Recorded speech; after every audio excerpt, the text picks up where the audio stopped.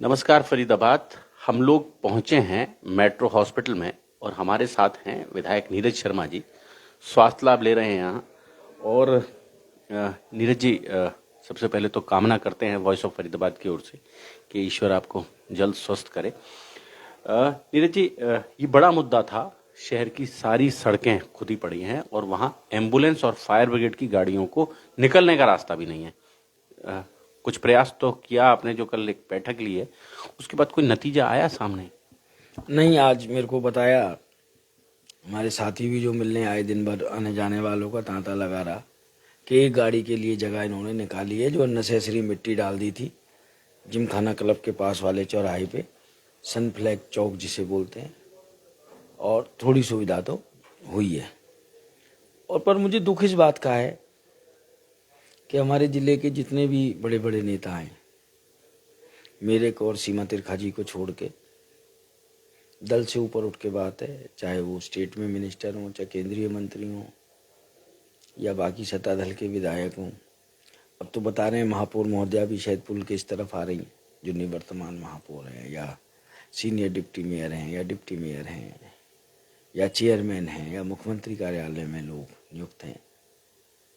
देखिए, टेंडर में ना एक चीज हमेशा लिखी रहती है कि कोई भी सड़क बनती है, ट्रैफिक बिल्कुल स्टॉप नहीं होता है। दिल्ली मेट्रो इसका सबसे बड़ा उदाहरण है। उसके लिए बाकायदा व्यवस्था होती है, आप आधी सड़क बनाएं, क्योंकि वैसे भी आरएमसी बननी है इकट्ठी, एक दिन में इतनी चौड़ी आरएमसी तो डलेगी नहीं। किसी का रास्ता रोक देने के खिलाफ तो आईपीसी में भी धारा है। उसमें ये टेंडर का पार्ट भी होता है कि उस ठेकेदार की जिम्मेदारी है। एक दिन भी नहीं लगा कि भाई वह रास्ता रुकाओ। हाँ, इतना जरूर हुआ कि 100 फुट की सड़क थी, 30 फुट की सड़क से ट्रैफिक जा रहा है। पहले 70 फुट की बनाई, फिर 30 फुट पे काम चालू किया, 70 फुट की खोद दी। पर ऐसा नहीं हुआ कि साहब बिल्कुल ही ब्रेक डाउन कर दिया। अब क्यों हुआ, कैसे हुआ, मैं इस बात पे तो बैठे रहे। अच्छा, हमारा ज्यादा चक्कर भी नहीं लगता साहब इस तरफ। देखो, ये हम थोड़े गरीब फरीदाबाद के हैं, ये अमीर फरीदाबाद है।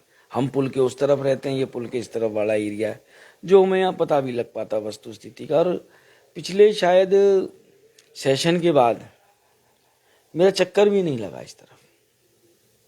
कल ही शायद पहली बार आना हुआ मेट्रो हॉस्पिटल की तरफ, क्योंकि सेशन के बाद जूते चप्पल छोड़ दिए थे। तो नॉर्मल पहले कोई बीमार होता था तो हालचाल पूछने भी आ जाते थे, मिजाज पुरसी के लिए भी आ जाते थे। अब क्योंकि कम से कम चलना हो पा रहा है, तो इस नाते हम इस तरफ नहीं आ पाए। पर मैं तो प्रभु का शुक्र करूंगा कि कल मेरे आने से काफी लोगों को यहाँ फायदा भी हुआ और लोगों को इस समस्या का पता लगा और उस समाधान की तरफ भी। जी, कल हमने एक बड़ा सवाल, जो कल भी हमने ये आपका वीडियो चलाया था, आपने अपील की थी, जो जो अधिकारियों के साथ आपकी बातचीत हुई थी, लोगों ने एक बहुत दिलचस्प बात बोली कि आप विधायक हैं, सरकार पर आपका एक, हमारे प्रतिनिधि के रूप में काम करते हैं, आपको एक सरकारी अस्पताल चुनना चाहिए था अपने इलाज के लिए।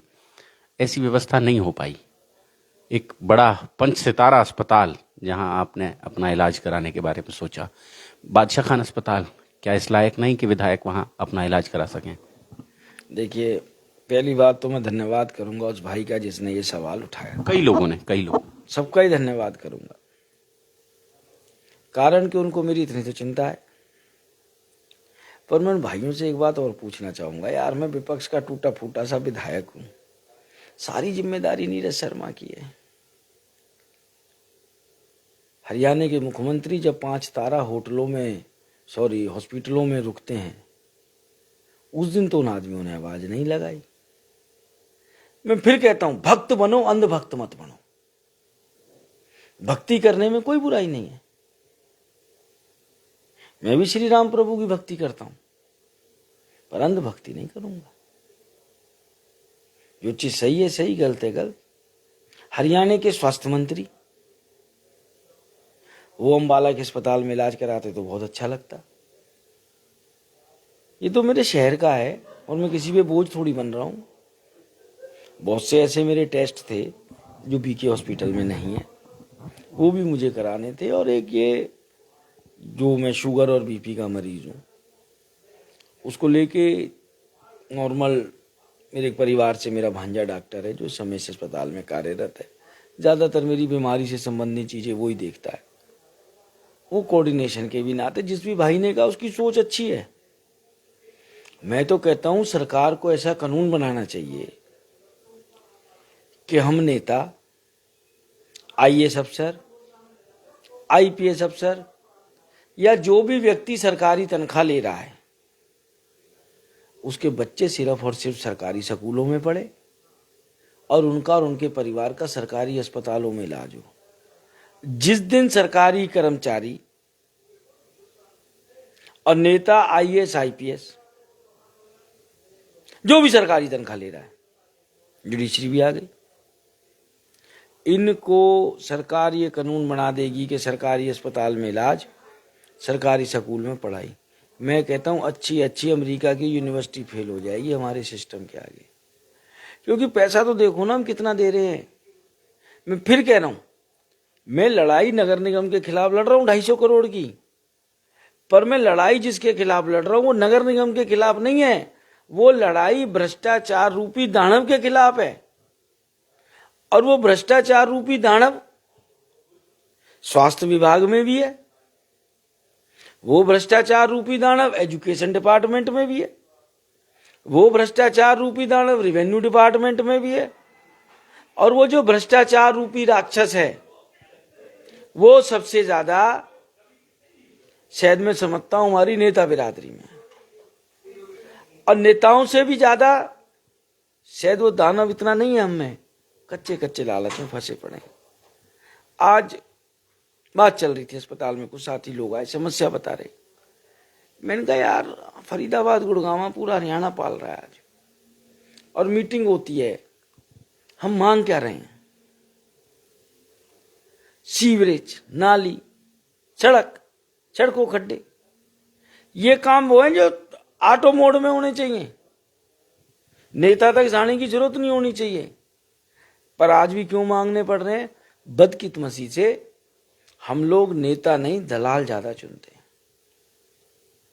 हमारे नेताओं का दिमाग इस चीज में नहीं लगता कि जनता को सुख कैसे मिले, दिमाग इस चीज में ज्यादा चलता है कि सीएलयू कैसे हो, दिमाग इस चीज में चलता है कि हमारी पार्टी के बड़े लोग आ गए, बड़े पदाधिकारी आ गए, कोई पानीपत में बिल्डिंग बना रहा है, कोई चंडीगढ़ में बिल्डिंग बना रहा है, कोई समालखे में बिल्डिंग बना रहा है। उन बिल्डिंगों के लिए कौन से धनाढ्य सेठ के यहाँ चाय पीनी है, चाय का रेट क्या है, किसके यहाँ लंच करना है, लंच का रेट क्या है, किसके यहाँ डिनर करना है, डिनर का रेट करना क्या है। अब जब इस तरीके से उघाड़ियां होंगी तो जनता के सुख के बारे में कौन सोचेगा? जिस भाई ने मेरे को ये बात बोली उस भाई को मैं कहूंगा पर तुम्हें सद्बुद्धि दे, तुम्हें विपक्ष के विधायक का तो 5 तारा हॉस्पिटल नजर आ गया, सत्ता पक्ष वाले का क्यों नहीं नजर आया? क्या सत्ता पक्ष के नेता बीमार नहीं होते? क्या सत्ता पक्ष के नेताओं ने इस अस्पताल में इलाज नहीं कराया? सिर्फ नीरज शर्मा का ही नजर आ रहा है। इसका मतलब ये कि उन व्यक्तियों की क्या मंशा है, क्या नहीं। मैं तो यही कहूंगा कि मेरे प्रभु राम जी, जो हम कहते हैं जा पे कृपा राम की हुई तापे कृपा करे हर कोई, कि प्रभु श्री राम ऐसे मंद बुद्धि व्यक्तियों को भी कृपा करें इनके ऊपर और इनको अंधभक्त से भक्त बनाएं। सरकारी अस्पतालों की हालत सुधरेगी नीरज जी, उसके लिए कभी कोई प्रयास लगातार आप करते ही हैं। वैसे वो एक बड़ी डिस्पेंसरी थी सेक्टर 55 की, लेकिन कोशिश ये रहेगी, लोग चाहते हैं जो देता है उसके साथ उनकी और भावना जुड़ती है कि वो उनके लिए और करे। बीके अस्पताल के हालात भी कुछ और सुधरें, इसके लिए लोग चाहते हैं कि नीरज शर्मा कहीं कुछ आवाज उठाएं। देखिए, आपको याद होगा आज बीके अस्पताल भी किसकी देन है, चाहे जिस भी स्थिति में है। ये जो कहते थे ना 70 साल में क्या किया, 70 साल में क्या किया, अब आ रही हैं सब चीजें निकल के कि 70 साल में कांग्रेस ने ये किया। जजाते बना के दे गए तुम्हें बेचने के लिए। ये बीके हॉस्पिटल कांग्रेस की देन है। और यहां पीछे एक सन फ्लैग अस्पताल है, उसकी जमीन रिज्यूम हो गई थी। कैसे प्राइवेट हाथों में बेचने की मुहिम चली थी। सरकार ने तो टेंडर निकाल ही दिया था किराए पे देने के लिए, पहला ही टेंडर निकला था इस टाइप का। और फिर अस्पताल के लिए क्यों निकाला था, तो सरकार पॉलिसी बनाती। एचएसबीपी डिपार्टमेंट तो पता नहीं कितने प्लॉट रिज्यूम करता है, क्या हर रिज्यूम प्लॉट को आप किराए पे दोगे? बाकियों को तो बेचते हो। ये सनफ्लैग को ही क्यों किराए पे देना था? और गाज गिरती है छोटी मछलियों पे, बड़े मगरमच्छ पाक साफ। HSVP का चेयरमैन कौन होता है? मुख्यमंत्री। मेंबर कौन होते हैं? मंत्री, बड़े बड़े IAS अफसर। नीरज शर्मा मेंबर नहीं होता उस कमेटी का। नीरज शर्मा मेंबर होता तो ये बिल्कुल अनहोनी ना होने देता अपने शहर की। उस समय भी मैंने आवाज लगाई थी कि जब हमारे फरीदाबाद शहर की आबादी मात्र 4-5 लाख थी तो एक सरकारी अस्पताल था। उसके बाद एक दूसरा ESI आई, मेडिकल कॉलेज। वो कौन लेके आया? कांग्रेस लेके आई कि भाई इस पुल पार इधर और उधर अब 2 जनसंख्याएं होंगी और क्रॉस करने में आधा पौना घंटा लगता है, तो यहाँ एक सरकारी अस्पताल खुल जाए। बड़ा दुख हुआ। यहाँ के स्थानीय विधायक ने कुछ नहीं बोला इसके बारे में। इस शहर से जो मंत्री है उन्होंने कुछ नहीं बोला इस बारे में। इस शहर से जो सांसद हैं उन्होंने कुछ नहीं बोला इसके बारे में। इस शहर से जो सीनियर डिप्टी मेयर हैं उन्होंने कुछ नहीं बोला। डिप्टी मेयर हैं उन्होंने कुछ नहीं बोला। जो विभिन्न डिपार्टमेंटों के चेयरमैन हैं उन्होंने कुछ नहीं बोला। जो रूलिंग पार्टी के या सत्तारूढ़ की सहयोगी पार्टियों के जिलाध्यक्ष हैं उन्होंने कुछ नहीं बोला। अब ये नीरज शर्मा भी अकेला कहाँ कहाँ जाए, क्या क्या करे, क्या क्या चीज सुधारे। पोस्ट तो है मेरे पास, क्या लाल किले से आगरा तक विपक्ष का एक विधायक। और जिम्मेदारी डाल रहे हो बाबा पूरे हिंदुस्तान की। इतनी भी जिम्मेदारी मत डालो कि बिल्कुल ही मैं तो जमीन के अंदर ही गड़ जाऊं। पर मेरी जितनी कोशिश है, ताकत है, मैं मेहनत तो करता हूं, आवाज तो उठाता हूं। मुझे बड़ी खुशी होती।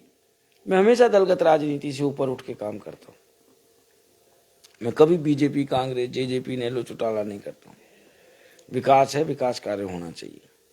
विकास में कोई रोड़ा नहीं अटकना चाहिए, परंतु करो तो सही विकास। हर चीज के अंदर करप्शन, हर चीज के अंदर करप्शन, हर चीज के अंदर करप्शन। और आज देखो करप्शन का इससे बड़ा उदाहरण क्या हो सकता है।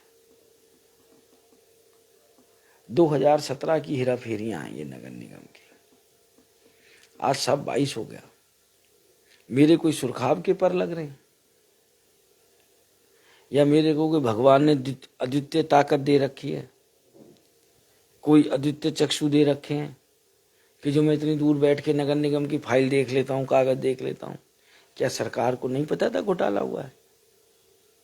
क्या सरकार को नहीं पता था सरकारी पैसे की लूट हुई?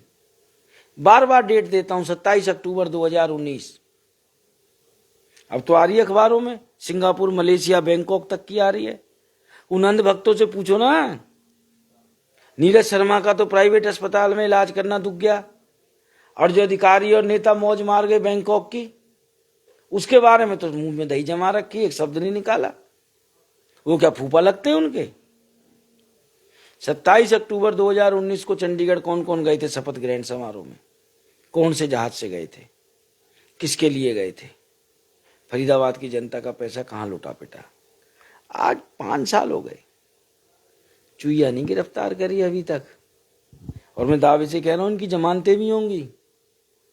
ये विजिलेंस जांच भी ढकोसला है, फरेब है कि ठीक है। वो देहाती में कहावत है कि कोई बेचारा